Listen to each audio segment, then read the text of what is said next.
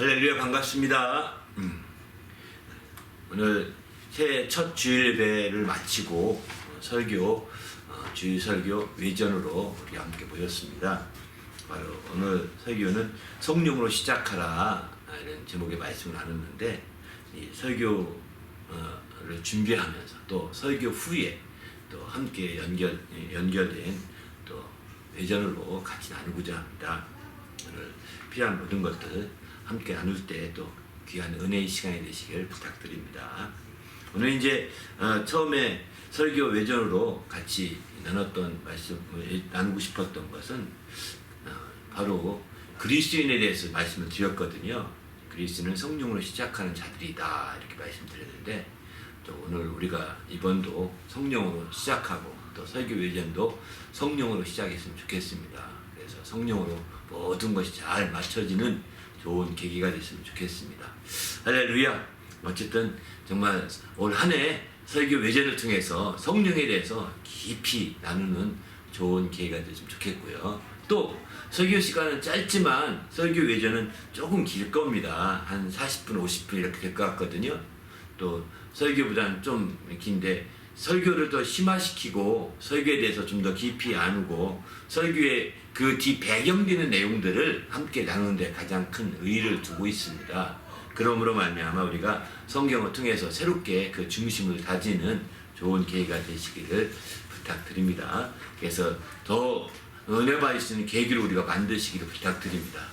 할렐루야. 감사합니다. 예.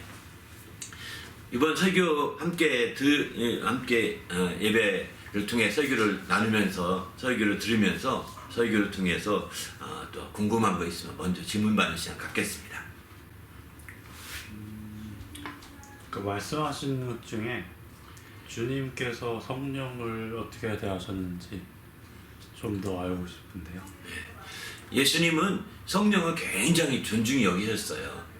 앞서 설교 시간에도 말씀을 드렸지만 예수님은 성령에 대해서 존칭어를 쓰셔서 성령을 아주 이제 귀하게 여기고 귀하게 이렇게 성령에 대해서 정말 뭐라 그럴까요? 성령을 귀히 여겼다 이렇게 표현하는 것이 맞을 것 같습니다. 왜냐하면 예수님께서 성령에 대해서 언급할 때마다 우리말 성경, 특별히 한글 성경에 보게 되면 뭐뭐 하시면 이게 시자가 들어갑니다. 존칭어죠. 대표적인 존칭어가 많이 들어갑니다. 성령이 임하시면, 성령이 오시면, 성령께서 말씀하시리니, 뭐 성령이 기억나게 하시리니, 이런 식으로 다 시자가 들어갑니다. 그만큼 우리말 성경에는 이 존칭어가 많이 한국에는 존칭어가 많이 발달되어서 그걸 그대로 성경을 번역하는 사람들이 그대로 인용했다고 봐요. 그러나 이제 존칭어가 없는 성경에서는 그런 걸 알 수는 없습니다. 알기가 쉽지 않은 것 같습니다. 물론 이제 헬라어에 그런 존칭어를 썼다 이런 얘기 하는 분도 계시거든요. 그런 것도 있지만 우리는 너무 깊이 안 들어가고 신학적으로 안 들어가고 우리말 성경을 하나의 바탕으로 해서 생각만 하더라도 그렇습니다. 우리말 성경을 바탕으로 볼 때 굉장히 귀히 여겼다 볼 수 있는데, 특별히 마태복음 이제 다른 것보다는 마태복음 12장 31절이나 32절에 예수님이 성령에 대해서 말씀하시면서 내 말은 거역해도 괜찮지만 성령의 말은 거역하지 말라. 성령의 말로 성령을 거역하면 바로 금세와 내세 이 세상과 오는 세상에 바로 사함을 받지 못한다. 이렇게 말씀하시거든요. 그러니까 성령을 자기보다 성령을 더 높여줘라. 성령을 존대해라. 사실 이렇게 말씀하는 거 똑같은 거거든요.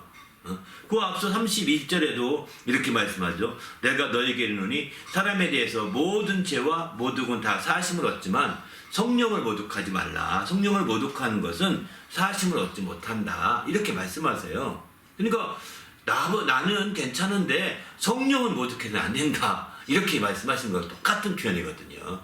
그러니까 얼마나 예수님이 성령에 대해서 귀하게 말씀했는지를 잘 보여주는 대표적인 말씀이라고 볼 수가 있는 거죠. 그래서 우리는 예수님은 정말 너무나 잘 알죠. 예수님 하면서 기도도 하고 다 하는데 성령님에 대해서는 우리가 그렇지 못하는 경우가 많은 것 같습니다. 성령님에 대해서는 그렇게 존중히 여기고 귀히 여기지 못하는 경우가 많은 것 같고, 또 신학적으로도 예수님 밑에 성령을 집어넣은 격이거든요.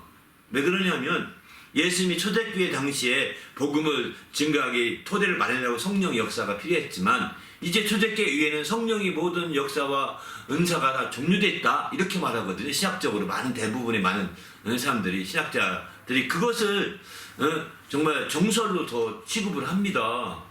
이러니까 성령의 역사는 예수님을 영접하면 성령도 함께 영접한 거야. 이런 식으로 이렇게 정말 먹잇감으로 막 이렇게 하니까 사실은 성령을 그냥 그림자처럼 취급하는 거죠. 예수님이 실체요, 성령은 그냥 따라오는 것처럼 취급하기 쉬운 거죠. 근데 예수님은 성령이 그림자가 아니다. 나를 그냥 따라오는 그런 존재가 아니다. 성령을 귀여겨야 된다. 막 이렇게 얘기하는 거거든요. 그 성령을 귀히 여겼다는 것도 알 수 있는 것 중에 한 가지가 예수님이 성령을 만약에 하대하고 성령에 대해서 성령을 아래로 자기 아래 사람 취급하듯이 했다면 예수님은 아마 성령을 그냥 이 세상에서 구했을 거예요. 하나님 아버지 성령을 보내주시옵소서 이렇게 했을 텐데 예수님께서는 성령을 구하기 위해서 아버지께로 가신다고요. 성령을 이 세상의 제자들에게 보내기 위해서 아버지께 가서 성령을 구하고 그 성령을 받아서 너희에게 보내주겠다 이렇게 약속이 있는 거거든요. 이런 점에서 볼 때 예수님이 얼마나 성령을 존중히 여겼나 하는 것을 볼 수가 있는 거죠. 정말 직접적으로 성령을 아버지께 구하고 그 성령을 받아서 우리에게 보내주겠다 이렇게 말씀하실 정도니까 굉장히 성령을 우대하고 귀히 여기시고 존중하셨던 것을 우리는 성경을 통해서 아주 잘 알 수 있는 거죠. 그래서 우리가 성령은 예수님 밑에 따라오는 제3의 사무이로서의 하나님으로 생각하지 마시고 아버지는 아들을 귀히 여겨서 하신 것처럼 아들을 귀히 여겨서 아들에게 정말 아들을 사랑하시고 모든 전권을 맡기시잖아요. 아들에게 성령은 예수님은 성령을 또 귀히 여겨서 성령을 참으로 우대하신 거죠. 성령을 존중하신 거죠. 성령을 귀히 여기신 거죠. 그래서 성령을 이제 모독하면 안 된다. 나는 모독해도 사함을 받을 수 있다. 성령을 모독하지 말아라. 또 말로라도 성령은 거역하지 마. 나를 거역하면 내가 다 나는 사해질 수 있다. 성령을 거역하면 안 된다. 이렇게 얘기할 정도니까 얼마나 중요한지 이루 말할 수 없는 거거든요. 이 말씀은 마가복음도 나오고 누가복음도 다 나온 말씀 중에 대표적인 말씀이에요. 이게 마태복음만 나온 말씀이 아니라 이 말씀이 비슷한 말씀이 마가복음이나 누가복음에도 동일하게 나오거든요. 그러니까 공관복음에 다 나온다는 측면에서 굉장히 중요한 거죠. 그런 측면에서 본다면 예수님이 참으로 성령을 귀히 여겼다 할 수 있는 거죠. 저는 뭐 이렇게 말씀드리고 싶어요. 그래서 우리가 성령님을 예수님 다음 어떤 뭐 그냥 따라오는 예수님의 보조적인 존재 이런 존재가 아니라고 보셔야 되는 거죠. 그렇게 보시면 안 되는 거고. 한 가지만 더 언급할까요? 뭐 그것은 이제 예수님이 또 다른 보혜사라고 표현 쓰시거든요. 성령에 대해서. 근데 예수님은 원래 보혜사라고 말씀하시거든요. 예수님이 또 다른 보혜사라고 할 때 그러면 먼저 된 보혜사가 있는 거잖아요. 영어식 표현을 볼 때 또 다른 보혜사, 어나더 그 보혜사라고 한다는 것은 어나더라 쓰는 것은 먼저 그 보혜사가 있는 거잖아요. 그분 외에 또 다른 보혜사라는 뜻이거든요. 그러니까 예수님이 보혜사세요. 예수님이 정확히 표현한다면. 그런데 또 다른 보혜사를 성령으로 예수님이 이렇게 지칭하고 계시거든요. 근데 그분을 이제 그렇게 말씀하신 것은 그만큼 그분을 귀히 여기셨다고 보는 거죠. 그런 의미에서 우리가 성령 아마 더 많이 그런 예수님이 성령을 귀히 여기셨다는 것을 더 많이 찾아볼 수도 있을 것 같아요. 저는 요 정도로만 말씀드리고 싶습니다. 오늘은 지금 보혜사 말씀하셔서 얘기하는데요. 네.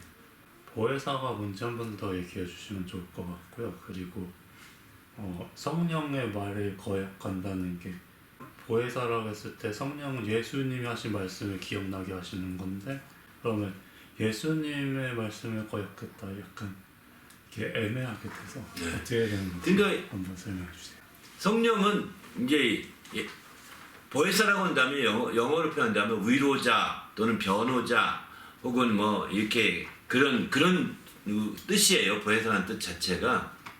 그러니까 바로 예수님이 우리의 변호자가 되고 예수님이 우리의 위로자가 되고 이렇게 되는 거죠.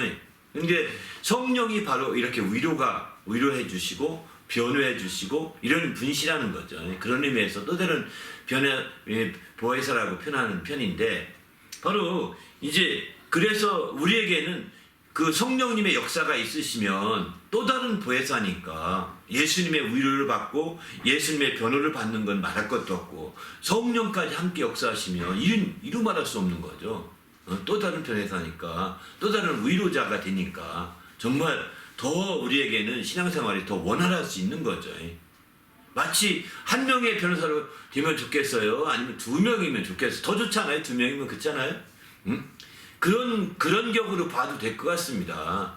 그런데 그런 뭐 변호사로서 두 명이다 이런 정도가 아니고 예수님은 이 성령을 더 귀히 여기시고 더 존중히 여기시는 변호자로 인정하고 계신 거죠. 더 귀한 변호자로 귀한 보혜사로 여기고 있는 거죠. 자기와는 질적으로 다른 어나더라는 표현은 질적으로 다른 또 다른 변호사라는 뜻이거든요.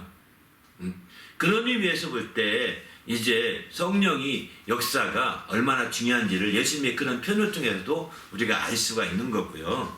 반면에 이제 또 그는 이제 여기 말로 인자를 거역하면 사하심을 얻되 이제 말로 성령을 거역하면 사하심이 없다. 금생과 내세에 사하심이 없다고 이렇게 말씀하는데 말로 거역한다는 게 뭐냐? 말로. 그러니까 우리가 말로 거역하느냐 행위로 거역하느냐 큰 차이가 있는 것 같은데 모독은 행위로 거역하는 게 모독인 것 같습니다. 행위로. 막 행위로 거역한다는 것은 이제 그 막 핍박한다든가 막 상대방을 모함한다든가 막 이런 정도죠. 핍박하고 모함해서 막 상대방을 그냥 가만히 있지 아니하고 적극적으로 행동하는 거죠. 이런 정도가 이제 성령의 마치 물론 이제 사도 바울이 예수를 핍박하고 예수님 이제 잡으러 다니고 했던 게 성령의 전형적인 모독이 있지 않겠는가 이런 생각이 드는 거예요. 그렇게 막 핍박을 하잖아요. 예수 믿는 사람들을. 예수 믿는 사람이 예수 믿는 사람을 그렇게 핍박하는 경우도 있거든요. 교리가 달라서. 이단이라고 점을 찍고 그리고 이단이라고 매도하면서 막 이렇게 핍박을 한다고요. 반면에 말로 거역한다는 것은 이제 그렇게 행위로 막 그렇게까지는 안 하더라도 말 정도로 무시하거나 말로 멸시하거나 이런 정도인 거죠. 말로 무시하거나 이런다면 저기는 마치 예수님이 귀신을 쫓아낼 때 성령으로 힘입어 귀신을 쫓아냈는데 그런 것들을 바알세불의 힘으로 쫓아낸다. 저 귀신의 역사야. 다 이런 식으로 매도한다고요. 다 귀신의 역사라는 거예요. 이거는 그러면서 그냥 그렇게 하면서 막 그들을 하대하고 그들을 무시하고 멸시하는 쪽으로 가잖아요. 좀 더 심하면 이제 그들을 막 학대하고 그들을 핍박하고 이런 쪽으로 가겠죠. 이렇게 된다면 완전히 성령을 모독하는 거죠.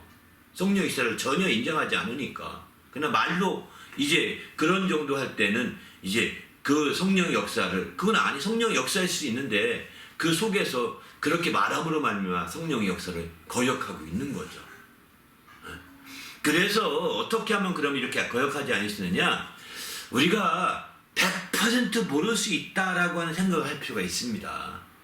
내가 하는 지식이 성경적인 지식이 100%가 아닐 수 있다. 이런 생각을 가질 필요가 있는 것 같습니다. 그러면 함부로 말하지 않거든요. 내가 가진 지식이 나는 100%라. 다른 사람은 다 100% 틀렸어. 이거 도아님은 뭐잖아요. 도아님은 뭐식으로 이해하는 거는요. 이거는 굉장히 흑백 논리로 이해하는 거거든요. 이런 흑백 논리로 이해하면 굉장히 깔끔할지 모르지만 이거는 편 가르기에 똑같아요. 왜 이런 편을 가를까요?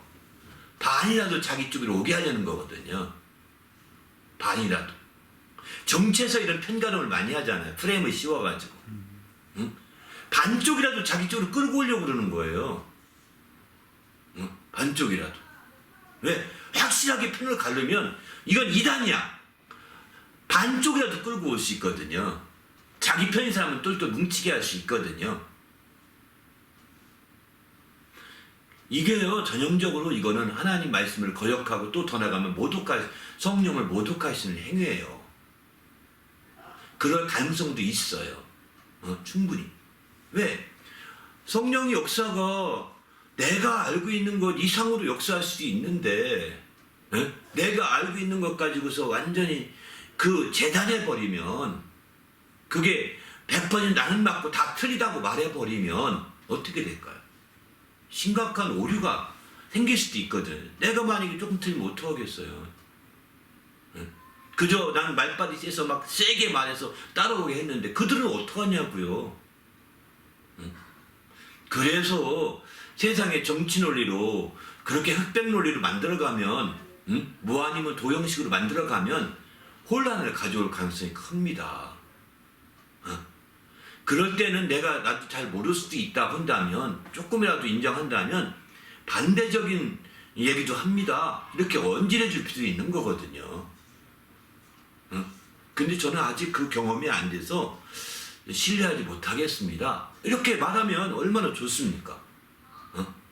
제가 지금까지 기도했는데 저는 그런 경험이 없거든요. 그러니까 그런 점에서 볼 때 아마 이런 신학자들의 의견이 더 옳지 않은가 이렇게 생각을 한다.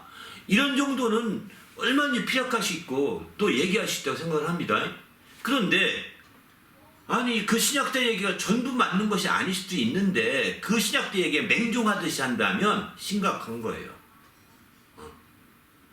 사실 오늘날 우리의 많은 교회 설교들이 그런 식이 많거든요. 교단 위주로 맹종하듯이 교리에. 그래서 성경을 열린 눈으로 보지 못하고 또 한쪽으로 치우쳐가는 경향이 있는 거거든요. 그렇게 되다 보니까 성령을 말로 거역하는 경우가 많이 있는 거죠. 그 교리 때문에 어쩔 수 없이 거역하는 것도 있는 거고요. 그러나 이 부분은 심각한 하나님의 어떤 책망을 피할 수 없을 거라고 봐요. 이 부분에 대해서는. 그래서 우리가 이 부분에 대해서 그래서 조심할 필요도 있고 깨어있을 필요가 거기에 있는 거거든요. 그거 연결시켜 조금만 더 언급하면 그러면 아마 이런 질문을 할지도 모릅니다. 그러면 성령이 하면 제사함 받지 못한다. 사하심이 없다. 금생에도 없고 내세도 없다. 이렇게 말씀하시는데 거역함이나 성령의 모독함에 대해서 그러면 구원받지 못하는 거냐? 이렇게 질문하기 쉽습니다. 사실 좀 다른 겁니다. 성령을 모독하거나 거역하는 것은 구원과는 다른 것으로 보셔야 됩니다. 아마 더 자세한 것은 또 우리의 설교를 통해서 들어보시면 좋을 것 같습니다. 이미 거기서 많이 설명을 해놨거든요. 근데 참고해 보시면 좋을 것 같습니다. 그러나 조금만 더 언급한다면 우리의 구원은 예수님으로 받는 겁니다. 예수 믿으면 구원받는 거거든요. 성령은 예수를 더 잘 믿게 하려고 성령을 보내주신 거거든요. 그러니까 성령을 거역하면 어떻게 되느냐? 예수를 더 잘 믿어야 되는데 잘 믿을 수 있도록 성령을 보내주셨건만 그 성령을 무시한 거에 대해서 하나님은 주님은 짚어보겠다는 거예요. 예수 믿는 것과 다른 차원의 문제거든요, 이거는요. 그래서 그러면 이거 성령은 그럼 예수 잘 믿게 해서 어떻게 되느냐? 우리가 상급을 받고 또 영광을 누리게 하고 이런 거거든요. 그러니까 성령을 모욕하거나 거역하게 되면 정말 우리가 받을 상급이 정말 마이너스가 될 수 있겠죠. 우리가 받을 영광이 축소될 수가 있겠죠. 이렇게 되는 거죠. 행한 대로 갚으신다고 하셨기 때문에. 그러나 우리가 예수 구원받는 것은 성령을 모독해서 구원받고 안 받고가 기준이 아닙니다. 성령을 거역해서 구원받고 안 받고 기준이 아닙니다. 오직 예수를 믿느냐 안 믿느냐 여기에 기준이 있는 거죠. 그런 의미에서 여기 지금 이 성령의 이 부분은 우리가 좀 다른 차원에서 보셔야 된다고 보시면 좋을 것 같습니다. 아마 요 정도 얘기로 더 이상 깊이 들어가면 아마 더 혼란스러울 겁니다. 그러면 말씀하신 대로 성령의 말씀을 거역했다는 것은 단순히 성경 말씀을 거역했다 그런 차원이 아니네요. 좀 더 그쵸. 복잡하네요. 단순하게 성경 말씀을 불순종했다. 거역이라기보다는 그냥 불순종이라는 걸 쓰는 게 좋거든요. 성경 말씀을 불순종했다 하는 그런 거, 물론 성령이 이제 강력하게 감동해 주신 말씀이 있을 수 있거든요. 그런 말씀들을 불순종한 거에 대해서 그 말씀을 불순종한 거에 대해서 이제 아마 하나님이 어떻게 판단하실 거예요. 그거는. 근데 그거와 좀 다른 것 같습니다. 그런 차원이 말로 거역한다는 그거와 좀 다른 것 같습니다. 좀 더 이제 그 노골적인 행위죠. 그런 행위인 거죠.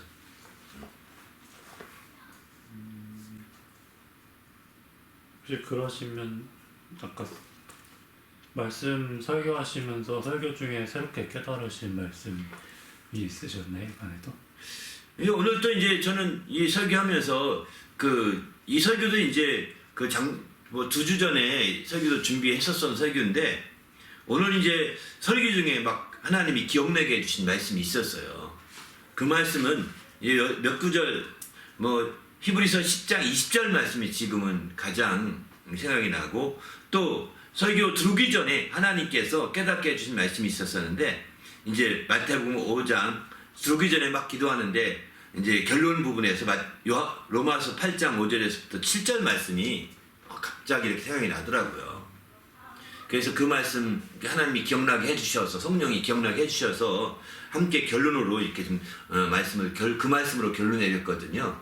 그래서 오늘 말씀의 결론은 이제 우리가 성령을 시작했다가 육체를 마치지 않기 위해서는 어떻게 해야 되느냐? 바로 육체를 따르면 육체의 일을 도모하고 그 결과는 사망으로 가게 되지만 영을 따르게 되면 영의 일을 도모하고 영의 생각의 결과는 바로 생명과 평안이다. 이 말씀이죠. 그래서 이제 우리가 성령으로 시작한 일을 계속 성령으로 마치려고 한다면 바로 성령을 따르는 자가 되고 그렇게 해서 성령의 일을 도모하는 자가 되되 그 열매는 뭐냐? 생명과 평안의 열매를 맺을 수 있다는 거죠. 그래서 오늘의 결론은 이제 성령으로 시작해서 성령으로 따르고 마침내 성령의 그 인도함 받아서 생명과 평안의 열매를 맺자. 이게 이제 오늘 설교의 결론이었습니다. 근데 그 앞서 이제 그 말씀이 이제 설교하러 들어오기 직전에 하나님이 막 생각나게 해주셔서 이제 그 말씀을 좀 이렇게 그 설교의 주제를 결론을 새롭게 정리했었고요. 또 이제 오늘은 이제 히브리서 10장 20절 말씀은 예수께서 이제 그 새롭고 산 길, 자기 육체로 새롭고 산 길을 여셨다. 그 육체는 휘장은 그의 육체니라 이렇게 말씀하시거든요. 휘장이 그의 육체인데 휘장이 찢어짐으로 새롭고 산 길을 여셔서 지성소와 성소가 통일됐거든요. 그래서 그것을 새롭고 살 길이 되게 했다라고 이런 말씀이 있는데 그 말씀이 이제 그 침례 요한이 예수님을 위해서 길을 예비하시는 그런 관계와 예수님이 성령이 오실 길을 예비하는 그런 관계와 이렇게 오버랩이 되더라고요. 그런 관계를 생각하면서 이게 같이 연결될 수도 있겠다라고 이제 설교 중에 이렇게 문득 이렇게 스쳐 지나가면서 깨달으면서 그 말씀을 1부 때도 설교하고 2부 때도 간략하게 또 말씀드렸던 것 같아요. 바로 침례 요한이 주의 길을 예비하러 오셨거든요. 침례 요한은 주의 길을 예비하러 하셔서 다 회개시켰죠. 예수 앞에 예수님이 오려면 회개시키지 않습니까? 이렇게 한 것처럼 예수님도 성령이 오실 길을 아버지께 앞에까지 가서 모시고 오려고 한 거잖아요. 그렇게 성령을 환대한 거거든요. 존경하고 환대해서 그렇게 거기서부터 이제 배웅한다고 또 이제 모셔온 거죠. 영접해 오신 거잖아요. 그를 영접해서 마침내 이제 성도들에게 올 수 있도록 이렇게 보내신 거죠. 그렇게 하시는데 그렇게 하기에 앞서서 성령이 오시는 길을 예비하기 위해서 바로 예수님이 이제 자신이 친히 그 몸으로 새롭고 산 길을 열어놓으신 거죠. 그래서 성도들이 속죄함 받게 만들어 주셨고 속죄함 받음으로 말미암아 성령이 그 안에 성전으로 들어올 수 있도록 그 환경을 조성하신 거예요. 이런 일련의 이런 과정들이 어쩌면 그게 이렇게 그 오버랩 되는구나. 바로 침례 요한과 예수님 관계, 예수님과 성령님의 관계가 오버랩 되는 거구나. 그래서 침례 요한은 이 예수님에 대해서 이렇게 말씀하시죠. 바로 그는 내 뒤에 오시는 이지만 나보다 앞선이다 이렇게 말씀하시잖아요. 나보다 앞선이다 말씀하시고 나는 그의 신들매도 감당하기 어렵다 이렇게 얘기합니다. 굉장히 높인 표현이에요. 예? 나는 그의 신들매도 감당하지 못한다. 막 이렇게 이 표현을 침례 요한이 얘기하거든요.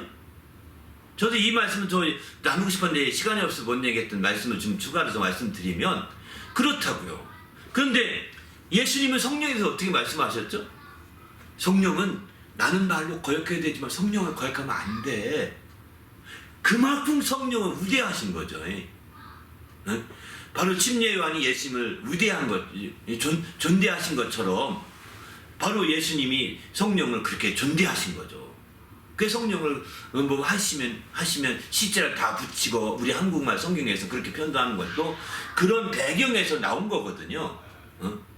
그런 측면에서 이제 침례 요한과 예수님과 성령님의 관계를 이렇게 아주 그 길을 예비하시는, 그러니까 새롭고 산 길이라고 살 길이라고 할 때 그 길이 우리가 살 길이거든요. 히브리서 20장 20절 나오는 새롭고 산 길이라는 것은 우리가 성도들이 새롭게 사는 길이 살 길이 열렸다 이런 뜻이에요. 그런데 그 길이 우리가 살 길을 열게 하려고 성령이 오실 길이 되신 거죠. 성령이 오시도록 그렇게 우리가 살게 하려고 성령이 오시는 길로 예비하신 것이죠. 바로 성령의 길을 예비하신 것도 되는 거죠. 우리를 위해서 열어놓으신 새롭고 살 길이 성령을 위해서 예비한 길 된 거예요. 그래서 성령이 우리 안에 오시게 함으로 말미암아 우리가 새롭게 산 길을 갈 수 있는 길이 열리게 된 거죠. 확실하게. 그 존재는 예수님이 십자가에 죽으심으로 말미암아 그리고 그 휘장이 찢어져서 지성소와 성소가 통일되어서 마침내 이와 같이 새롭고 산 길이 열린 겁니다. 그래서 우리가 이제 주님 안에서 놀라운, 그래서 우리 안에 성령이 거할 수 있는 이제 성소로서 성전으로서 우리가 기능을 감당하도록 성령이 임하게 된 거죠. 예. 그러면은 새롭고 산 길이란 것은 새롭게 된다는 것은 성령이 오시기 적합하게 그렇죠. 된 전제 조건인가요? 그래서 그 사도행전에 보게 되면 다음 주에 이 말씀 나눌 텐데요. 바로 너희가 죄 없이 함을 받으라. 그러면 성령이 임하는 것을 어떻게 표현했냐면 새롭게 되는 날이 이 말이라고 이렇게 얘기합니다. 새롭게 되는 날이 이 말이라. 사도행전 10장에 나온 말씀인데 너희가 죄 없이 각각 회개함으로 죄 없이 함을 받으라. 그리하면 새롭게 되는 날이 이 말이라. 이렇게 말씀. 다음 주에 아마 이 말씀은 좀 나눌 수 있는 길이 있을 것 같습니다. 그래서 성령으로 우리를 새롭게, 그리고 디도서도 보게 되면 성령의 새롭게 하심과 중생의 씻음과 성령의 새롭게 하심과 라고 디도서 3장 5절인가요? 이런 표현이 나오거든요. 성령이 새롭게 하시는 거예요. 왜? 성령이 우리를 새롭게 하신다고 볼 수 있는 거예요. 새롭게 산 길로 성령 통해서 성령이 오시기 때문인 거죠. 주님이 열어놓으신 그 길을 통해서 우리 가운데 정말 성전 삼고 임하시는 거거든요. 그래서 마침내 우리가 새롭고 산 놀라운 역사가 나타나게 되는 거죠. 이 부분은 아마 좀 다음에 또 얘기할 수 있는 기회가 또 있을 겁니다. 저는 오늘 이 말씀을 새롭게 깨달아서 이 말씀을 꼭 좀 전하고 싶었는데 사실 시간이 좀 부족해서 이렇게 전하지 못했던 말씀 중에 하나입니다. 네. 또 그리고 한 가지 더 질문할 게 있는데요. 성령으로 예수님이 시작하셨다 하셨을 때 그 예수님이 태어났을 때 모태를 통해 마리아의 모태를 통해 성령으로 태어나신 거잖아요. 그런데 성령을 시작했다는 거를 침례 받고 나서라고 말씀하신 것 같은데. 그렇죠. 예수님이 이제 성령으로 시작했다는 것은 뭐 성령으로 잉태된 것부터 얘기할 수도 있는데, 근데 이제 성령으로 잉태된 것보다는 공생애에 초점 두고 하는 것이 바람직한 것 같아요. 공생애. 이 공생애가 성령으로부터 시작해서 공생애가 시작되거든요. 성령으로 침례받은 이후에 성령으로 그가 이제 또 그 다음에 성령으로 광에 나가 시험을 받으시게 되고, 또 그 이후에는 성령으로 그가 기뻐하시기도 하시고 성령으로 모든 생활을 하시는 것을 봅니다. 이렇게 쭉 이렇게 그 뒤에.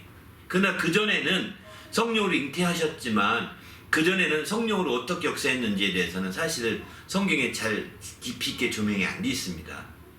특별히 12살 때까지는 그래도 조금은 성령으로 그가 이제 어떻게 사시는지 엿보시는, 누가복음에 엿보시는 말씀이 있는데, 그 12살 때부터 주님이 공생에 들어온 그 18년 기간, 30세라고 얘기, 30세쯤 이렇게 공생이 시작했다고 성경에 나오는데 18년 동안은 강감 전혀 오지도 아무 얘기가 없습니다. 그래서 이제 우리는 잉태된 것만 좀 언급은 했지만 그 이후에 공생애부터 주님의 초점을 두는 게 바람직하지 않는가 이런 생각이 들어서 오늘도 이제 그렇게 말씀을 드렸죠. 예수님도 성령으로 시작했으니 바로 공생을 시작. 우리도 예수님의 지체가 됐으니까 성령으로 함께 시작해야 된다. 이렇게 생각이 드는 거죠. 그러니까 성령으로 시작한다는 것은 우리도 또 다른 공생애를 살아간다는 것을 의미합니다. 네? 여기 또 뭐 상기해야 될 것은 바로 우리 예수님이 성령으로 공생애를 시작했으니 우리도 예수의 지체가 되었음에 성령으로 시작하되 우리의 공생애를 또 살아가는 거죠. 우리의 공적 생애로 살아가는 겁니다. 어쩌면 우리의 공적 생활은 예수님이 했던 그 공생애 3년보다 더 길 수도 있습니다. 그러니까 더 우리가 깨어 있어야 되는 거죠. 그냥 늘어지게 사는 것이 아니라 예수님의 공생애 3년보다도 훨씬 더 긴 우리가 공생애를 살 수가 있는 거거든요.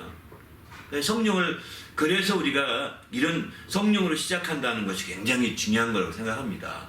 그러나 이게 우리가 진정으로 예수님의 지체로서 깨닫고 또 성령으로서 공생애를 사는 것은 초기의 신앙을 지나서 얼마큼 성장했을 때부터 되게 하게 되거든요. 그러나 사실은 성령으로 시작한 그 모든 사람들이 다 시작되는 거죠. 우리는 뭐 고린도 전서에 말씀드렸지만 성령으로 말미암아 이제 그 감동을 받아서 예수를 주라 신뢰한다고 그랬거든요. 우리가 성령을 받았느냐 안 받았느냐 어떤 그 기준은 또 여러 가지로 논하게 됩니다. 그러나 그건 나중에 또 얘기할 수 있는 기회가 있겠지만 바로 성령의 감동하심으로 받아 예수를 주라 신뢰하는 거. 이게 초기 신앙이거든요. 우리 신앙이 초기 신앙입니다. 그런 신앙일 때부터 성령이 함께 역사하고 있다고 성경은 말씀하고 있는 거죠. 그때부터라도 내가 우연하게 내가 예수를 주라 신하고 그렇게 하고 싶어서 하는 그것이 아니라는 겁니다. 그 정도가 아니라 이제 그 이상이라고 봐야 되는 거죠. 그래서 우리는 예수를 주라 신하는 이것 자체도 굉장히 중요한 거예요. 예수를 영접시킬 때 되게 그렇게 신하게 하지 않습니까? 그때도 이분이 성령이 감동됨이 없으면 그런 기도 할 수 없으면 영접 기도하기 어렵습니다. 나 저 따라하세요. 그래서 따라하잖아요. 따라하지만 그때 따라하는 영접 기도도 그가 성령이 역사하지 않으면 되기 쉽지 않다는 거예요. 성령이 역사하심으로 그래 한번 따라하자 이런 마음도 갖게 하시고 성령이 감동해 주심으로 그래 오늘 내가 이번 게임에 한번 믿어보자 이런 마음으로 하는 거거든요. 그런 의미에서 볼 때 성령으로 시작한다는 것은 우리가 단순하게 형식적으로 마치 출발하고 똥짱 쓰면 나가지 않습니까? 이런 출발점과 다른 겁니다. 이렇게 시합해서 총 쏘고 탁 출발하는 출발선에 출발하는 그런 것과 다르다는 거예요. 바로 이렇게 성령의 감동과 이미 우리는 성령으로 시작되고 있는 겁니다. 내가 언제부터라고 말하기 어려워도 이미 성령으로 시작되고 있는 거예요. 여러분이 크리스찬이라고 한다면 예수를 주라고 믿고 예수를 주라고 인정하고 예수를 영접한 사람이라면 이미 성령으로 시작되고 있는 거라고 보셔야 됩니다. 그리고 그의 지체가 된 거죠. 그리고 그의 삶이 벌써 자기 믿음이 어릴지라도 공생애로 살아가고 있는 거죠.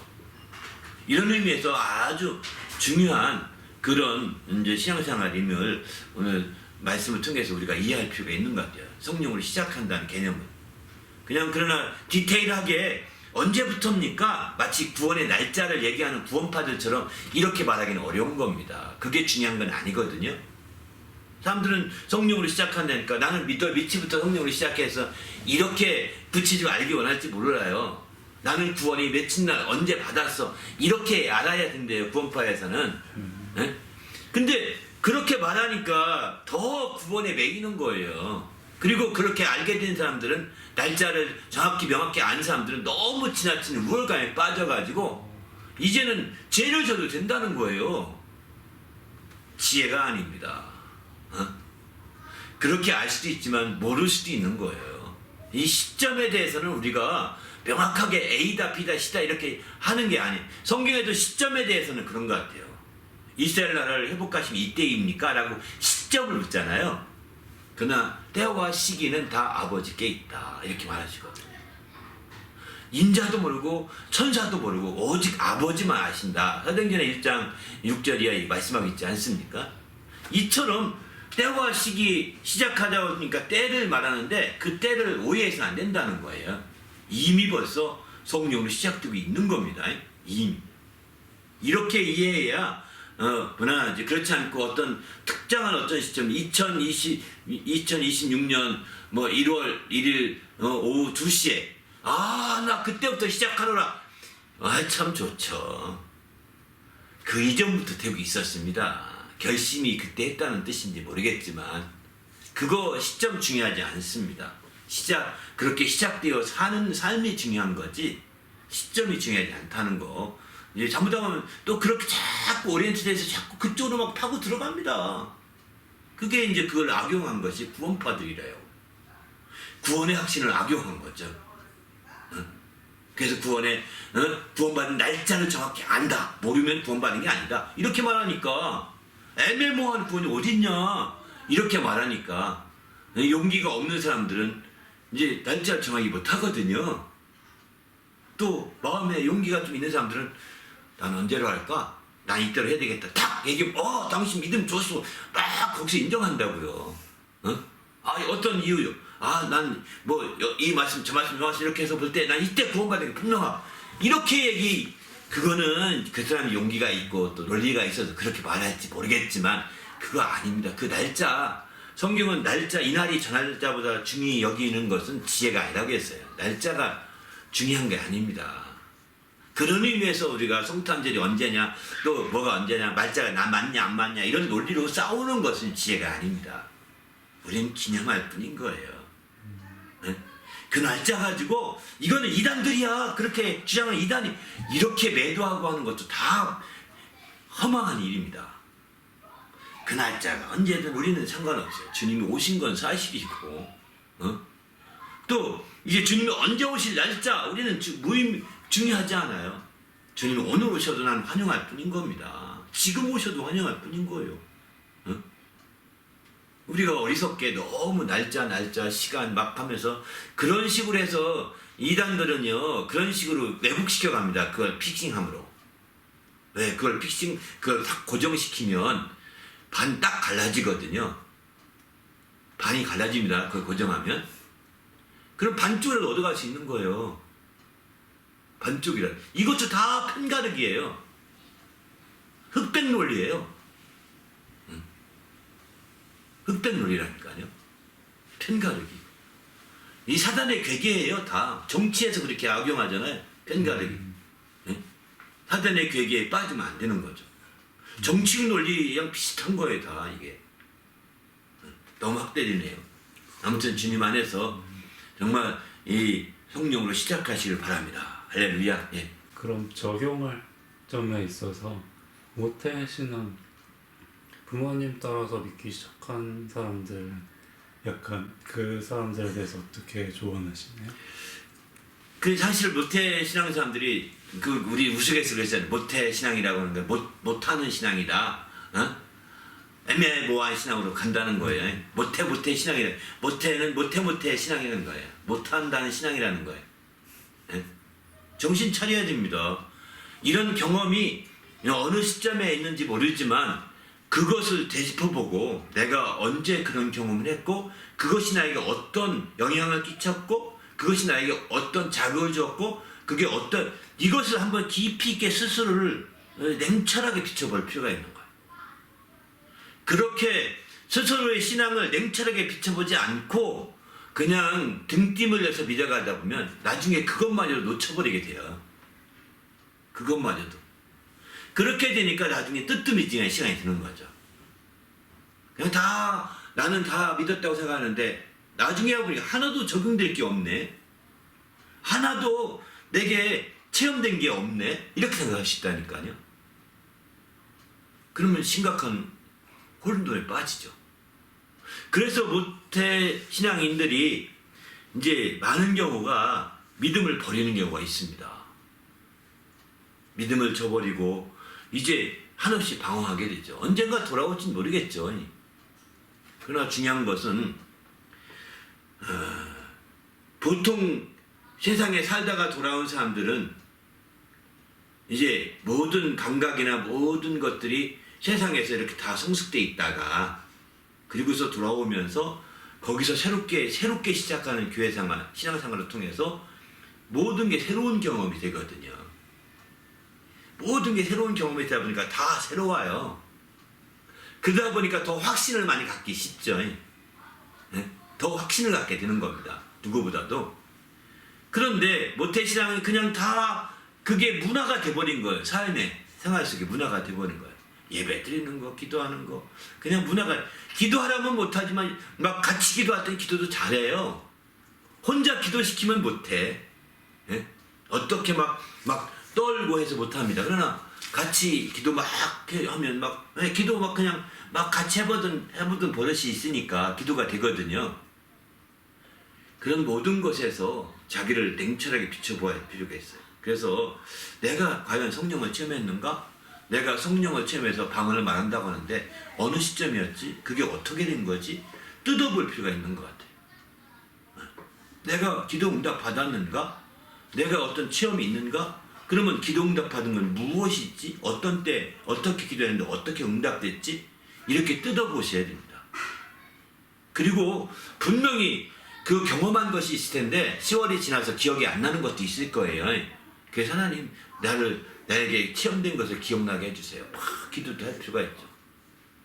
그렇게 해서 그 체험된 것들을 바탕으로 자기의 신앙을 중심을 세워가게 되면 이제 모태신앙이 아닙니다. 모태신앙이 아니라 자기 신앙의 중심을 잡아가는 거죠. 그때부터는 난 못한다는 신앙이 아니에요. 얼마든지 할 수 있는 신앙이 되는 거죠. 이해돼요? 그게 중요한 것 같아요. 그냥 그 등떠밀려서 가는 신앙처럼 가버리면 그냥 나는 다 그냥 원만해. 이렇게 나중에는 아무것도 안 남고 그냥 나중엔 혼란에 빠질 수 있다고요. 그 어느 날 큰 어려움 당할 때 하나님 나는 정말 아무것도 잘 모르겠어. 어떻게 할지 모르겠어요. 그때서야 이제 경험할지도 모르겠죠. 하나님이 살아계심을. 굉장히 방황스럽고 당황한 그런 삶인 거죠. 그게 그래서 모태신앙의 사람들이 그런 어려움 가운데서 이제 자기 그 신앙을 떠난 경우가 꽤 종종 있는 거예요.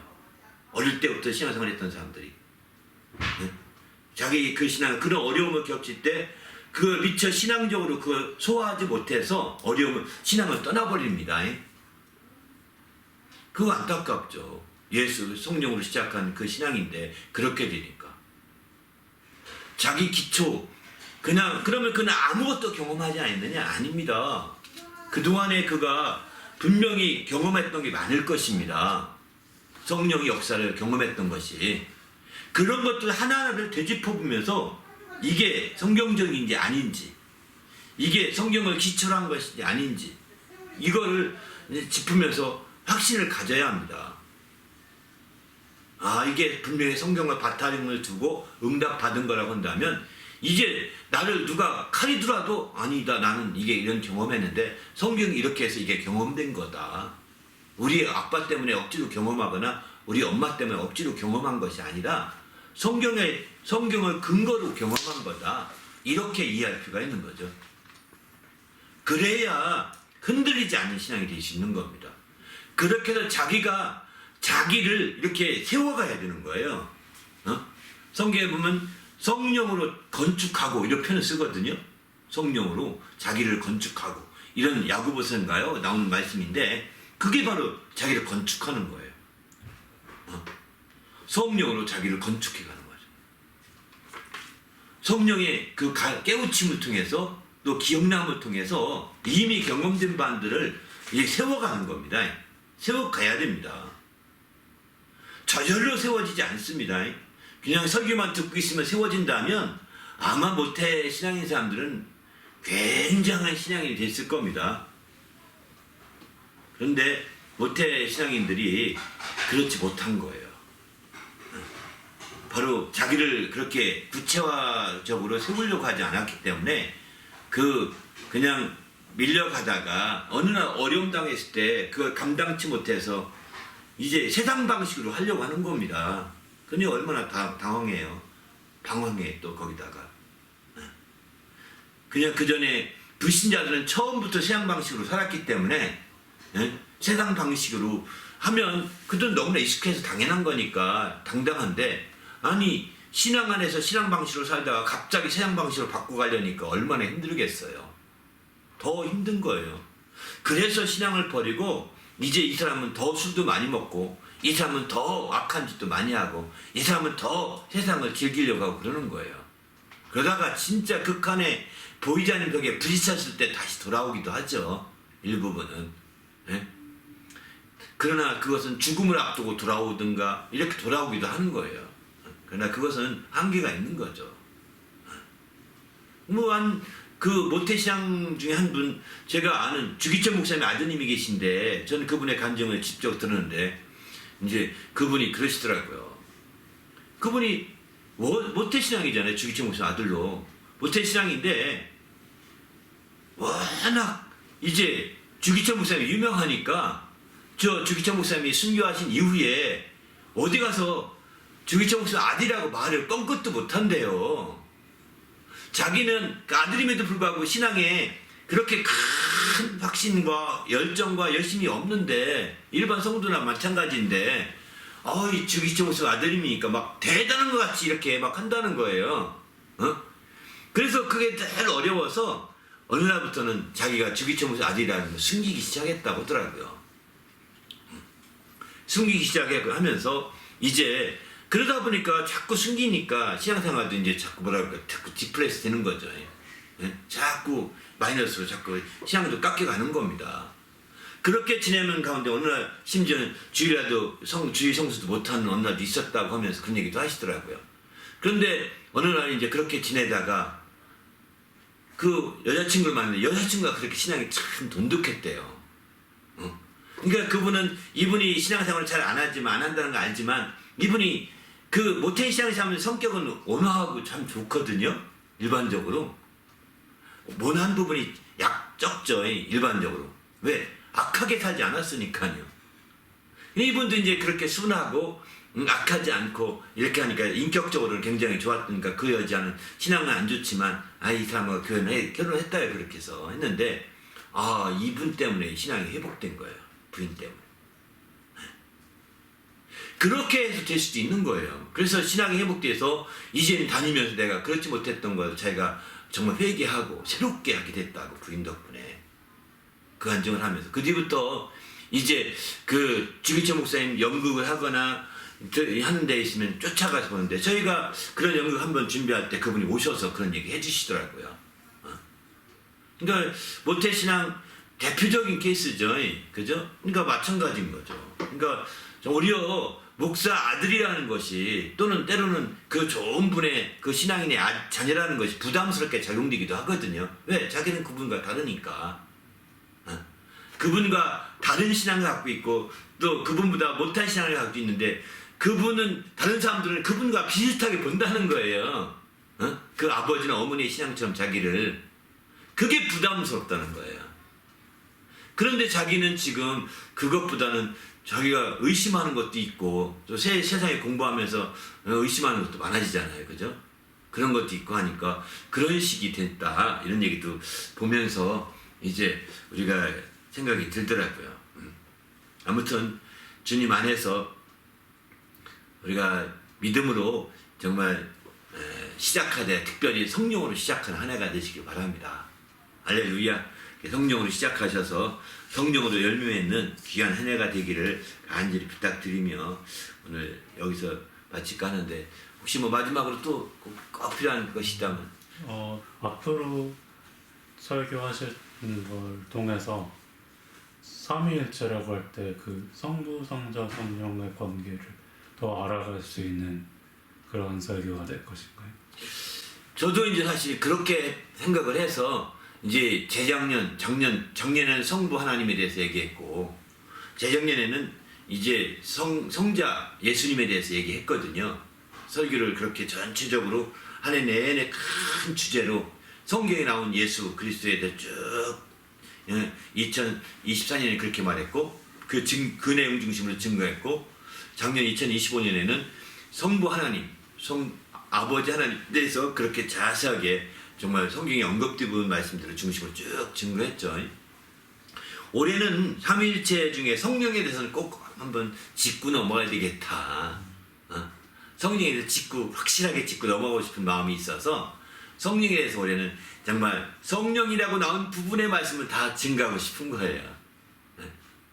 시간이 얼마큼가 허용될지 모르겠지만 지금은 그런 목표로 오늘은 이제 사실은 여기 오늘 성령에 대한 언급 가운데 두 군데 언급이 되잖아요. 오늘은요. 성령에 대한 언급 중에서 하나는 이제 32절에 보면은 성령이 비둘기같이 하늘부터 내려와서 그 위에 머물러 있더라 이런 말씀이 있고요. 또 한 구절은 33절에 이제 보면 그 말씀은 성령으로 침례를 베푸신 이인 줄을 알라 이렇게 성령이 내려서 누구 위에든지 머무는 것을 보거든 성령으로 침례를 베푸신 이인 줄 알라. 이 두 구절 두 개가 나와서 이 본문을 잡은 거거든요.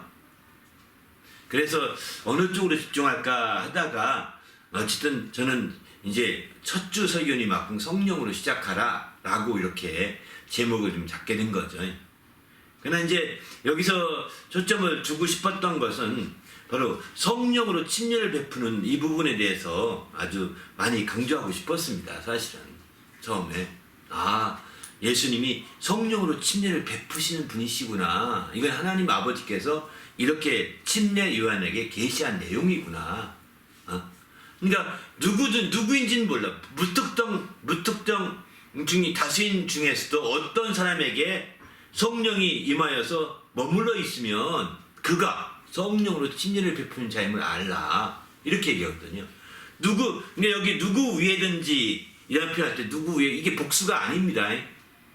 복수가 아니라 단수예요. 누구 위에든지가 바로 어떤 다수 중에서 어떤 한 사람 그 사람 위에 성령이 비둘기같이 임해서 머리에 머물러 있는 걸 보거든. 그 사람이 그가 곧 성령으로 이제 침례를 베푸신 줄 알라 이런 계시를 받은 거예요. 그런데 공교롭게 방금 전에 그 침례를 베풀 때 바로 예수님의 머리 위에 성령이 비둘기같이 임하는 걸 보았거든요. 그때 이 사람이 세상 죄를 지은 하나님의 어린 양이로다 라고 그걸 알고서 그거를 이제 증거하기 시작하는 거고 그분이 곧 성령으로 침례를 베푸신 그분이 하나님의 아들이시라는 것을 알게 된 거죠. 그래서 이분이 곧 하나님의 아들이심을 증언하게 된 거죠. 침례요한의 이 증언이 성령과 관계가 있다는 것을 좀 말씀을 드리고 싶었던 거죠. 이게 요한복음에 나오는 첫 번째로 나오는 성령에 대한 언급이거든요. 그래서 이 부분을 좀 말씀드리고 싶었었는데 성령으로 침례를 얘기한 거, 이 부분에 대해서는 성령으로 침례받는 부분에 대해서는 아마 계속해서 나눌 수 있는 기회가 있을 것이고, 일부분은 아마 앞서 설교에서 자세하게 얘기했습니다. 한번 참고 꼭 좀 들어보시고 참고해 보시길 바랍니다.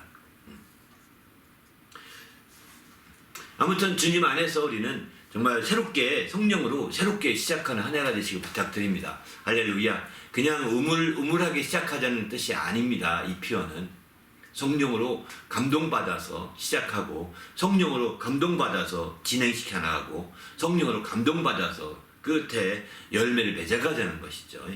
그래서 정말 시간을 어떤 성령을 힘입어 살려고 몸부림 치셔야 합니다. 이렇게 시간이 있든 없든 성령을 철저히 힘입어 살기 위해서는 성령이 예수님에 대해서 부속적인 것으로 이해해서는 안 되겠다고 말씀을 드리고 싶습니다. 성령을 힘입어 살아야 되는데 예수님만 힘입어 살면 다 성령 힘입어 산 거야. 이런 식으로 하면 너무 쉬운 거죠. 근데 그건 신학자들의 논리고 예수님은 성령을 힘입어 살도록 예수님께서 성령을 구하라고 하셨고 성령으로 침례를 베풀어 주시고 이렇게까지 하신 겁니다. 그렇기 때문에 우리는 성령을 힘입어서 적극적으로 살려고 해야 되는 거죠. 그냥 예수 믿으면 다 끝나. 구원받으면 됐지 무엇도 뭐 바랄 게 있어. 이렇게 말하는 사람도 있더라고요. 구원받은 게 전부 아닙니다. 구원받았으면 그게 기초지 기본이지 그게 최종 목표가 아닙니다. 구약 사람들은 구원받는 게 최종 목표일지도 모릅니다. 신약지의 사람들은 최종 목표가 정말 구원받는 게 아니라 구원이 기본 베이식입니다. 구원이 기본 기초와 같은 겁니다. 이제 그 위에서 어떻게 살 것이냐 이게 중요한 거죠. 구약시대에서는 메시아가 오시면 우리를 구원하신다. 그래서 메시아에 위해서 막 이렇게 다 메시아를 찾도록 하기 위해서 그렇게 해서 마침내 메시아를 기대하게 만들지 않습니까? 근데 신약시대는 이제 메시아가 온 것이 기초예요. 그리고 그분이 가시면서 내가 성령을 보내주겠다. 성령으로 침례를 받으라. 이렇게 해서 새로운 신약시대가 열린 거거든요. 이런 신약시대에는 구약시대는 구원이 어쩌면 마지막 정점인 것처럼 이렇게 보일지 모르겠지만 신약시대는 마지막 정점이 사실은 구원이 아니라 구원은 베이식입니다. 기초입니다. 신앙의 기초와 같은 것입니다.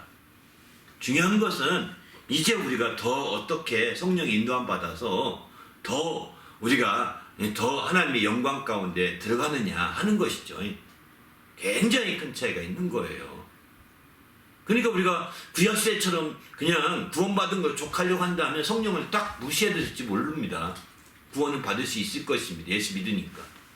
그러나 성령을 믿어서 성령으로 증인이 되고 성령으로 말미암아 권능을 행하고 성령으로 말미암아 많은 이적과 능력을 행하시는 이런 모든 일련의 역사는 다 우리에게 고스란히 영광으로 나타나게 되거든요. 부활할 때 영광으로 나타나게 됩니다. 우리가 부활할 때 그게 영광으로 고스란히 그 영광이 다른. 그래서 성경에 고린도서 15장에 보게 되면 해의 영광이 있고 달의 영광이 있고 별의 영광이 다르다고 하지 않습니까? 부활할 때 영광이 다릅니다. 똑같은 옷 입는 게 아닙니다. 세마포옷이라니까 똑같은 광도의 세마포옷이 아닙니다. 옷은 비슷할지 모르지만 그 옷의 색깔이 그 광도가 색깔이 다르게 조선시대만 해도 색깔이 다르지 않습니까? 옷은 엇비슷해도 색깔이 다릅니다. 그래서 높은 신분이지 낮은 신분이지 다 정해지지 않습니까? 색깔에 따라서. 마치 이제 우리가 주님 앞에 서는 날에는 우리가 이제 바로 얼마나 큰 영광을 얻느냐에 따라서 그 빛의 영광의 광채가 다른 거죠. 그래서 정말 똑같은 세마포 옷이 아니라 더 빛나는 옷 입은 자가 있고 덜 빛나는 옷 입은 자가 있는 것이죠.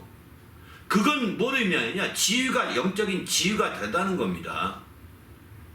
영적인 지위가 더 높을 수 있고 낮을 수 있는 것이 바로 성령의 인도함 가운데서 결정된다고 볼 수가 있는 거죠. 이건 아마 이 부분에 대해서는 또 나중에 또 추가로 좀 말씀할 수 있는 기회가 있을 것입니다. 아무튼 이제 성령의 인도하심을 성령에 이렇게 시작하시고 인도하심을 그냥 헐렁헐렁하게 하면서 된다면 당신이 그저 기존의 그 성령의 은사와 능력은 초대교회 때로 다 종료됐다 이런 당신의 교리를 믿는다면 당신은 어쩌면 가장 빛나지 않은 옷을 입을지도 모릅니다. 성령의 인도를 받지 않았기 때문에 성령의 인도에서 공적인 생활을 제대로 살지 않았기 때문에 당신은 어쩌면 가장 그 정말 지위가 낮은 지위에 속한 사람이 될지도 있어요.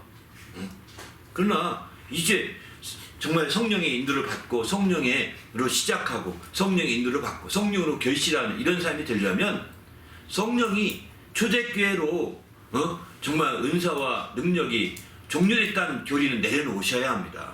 그것이 100% 믿으면 안 됩니다. 그럴 수도 있지만 아닐 수도 있다. 적어도 이런 정도는 생각하셔야 성령이 또 다른 인도하심을 구하시지 않겠습니까? 그런 교리로 그게 100%가 아닐 수도 있다. 그게 나는 50% 때로는 60% 정도 그런 30% 40% 50%는 또 다른 가능성이 있잖아요. 그걸 열어놓으셔야 되는 거예요. 그래서 어떤 여러분이 그분이 생각하는 이단들처럼 그분이 생각하는 아주 미친 광신도처럼 생각하는 그런 성도처럼 안 되더라도 여러분이 성경에서 말하는 일부분이라도 경험되고 체험되면서 성령 인도를 받을 수 있는 거거든요. 그렇게 돼야 되지 않겠습니까? 전 믿음 안에서 성령으로 시작하고 성령으로 산다는 것이 이렇게 큰 차이를 벌인다는 것입니다. 그러기에 우리는 주님 앞에서 더 정말 믿음으로 깨어나서 이렇게 주 앞에 귀 쓰시기를 예수님의 이름으로 부탁을 드립니다. 할렐루야. 제가 오늘부터 이렇게 새해 들어서 설교 외전하는 이유도 설교에서 너무 짧은 시간에 그 막 임팩트하게 막 설교하는데 한계를 너무 느껴가지고 이 외전을 통해서 좀 더 자세하게 풀어주고 싶어서 사실은 이 시간 마련한 거거든요. 아마 먼저 설교를 들으시고 오늘 얘기를 아마 이 외전을 들으시면 여러분이 아마 더 깊이 있게 알게 될 것입니다. 할렐루야. 그래서 아마 그렇게 해서 이제 주님 앞에서 더 아름답게 신앙생활 잘하시지 않을까 이런 생각이 듭니다. 할렐루야. 네, 감사합니다. 오늘 여기까지 하도록 하겠습니다.